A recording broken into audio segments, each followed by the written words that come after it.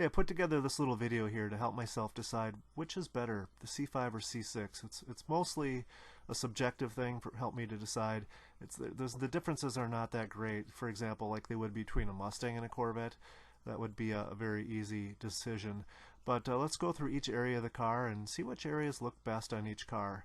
So starting off with the front end, I'm going to have to say here that this is even though it's a 2-decade-old design, the C5 still looks fresh today. C6 obviously fresh as well. The biggest difference are the two headlights that are more European and they don't close. A lot of people didn't like them at first, but they grew to like them. And of course it was new at the time, so some people love new, some people like the old.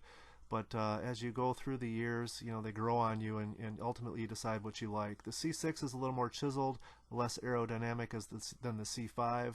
So I think overall the C5 front end to me seems a little more smooth and aerodynamic.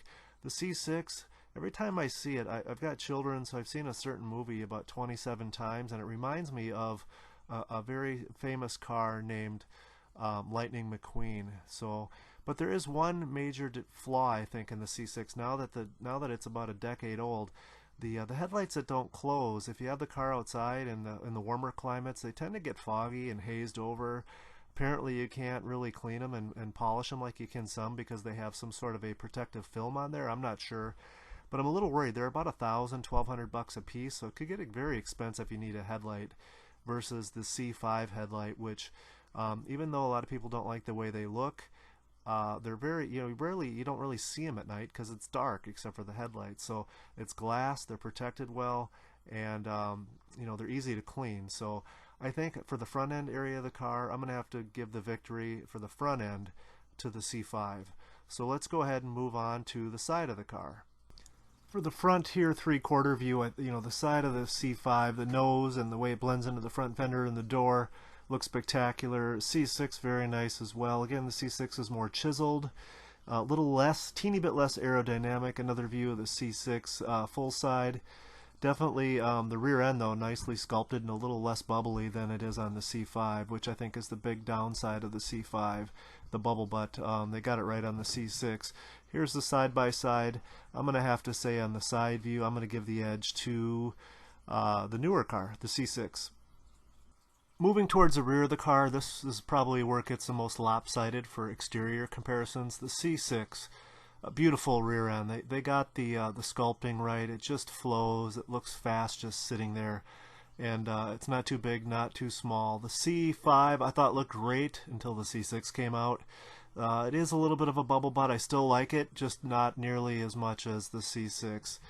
C5 from another view, still contemporary, but at the end of the day, the C6 is the rear end that should have been on this car. Back in 1997. So this one, the winner is the C6 for the rear end. Let's move to the interior of the car. The C5 versus the C6 seats. The 6 seats are a little bit better. Neither compare, however, to the C7. And between the two vehicles, the way I look at it is, for the most part, it's a lot of plastic, and I think they both look contemporary, modern, and pretty cool. I like them both. Probably just two different designers' versions of what a Corvette interior should look like. Ultimately, though, I have a soft spot for the C5 dash. To me, it reminds me of the Batmobile, the way the dash curves above the glove box door versus behind the steering wheel. So I like the C5 interior better. And the biggest problem I have, kind of like the bubble butt for the C5, the steering wheel on the C6 reminds me of a Cobalt. How they ever ended up putting this steering wheel in the C6 is beyond me, and it's the fatal flaw. So the winner of the interior is the C5. Let's jump to the heartbeat of the Corvette. The LS1 in 97 through 2004, 350 horsepower, great engine, can't go wrong. C6 came out with the LS2, 400 horsepower, nice jump.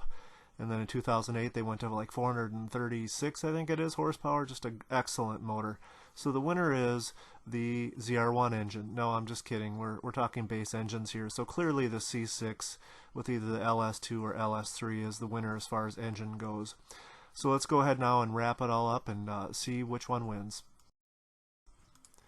Front end went to the C5, side went to the C6, the rear end went to the C6, the interior goes to the C5, engine is C6, value, and by that I mean performance per dollar, C5.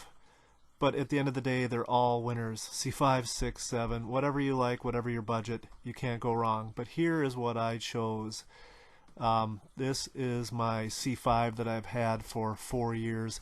I'm kind of looking at C6s, that's why I made the video. But this was just my opinion. I might go with a C6 someday.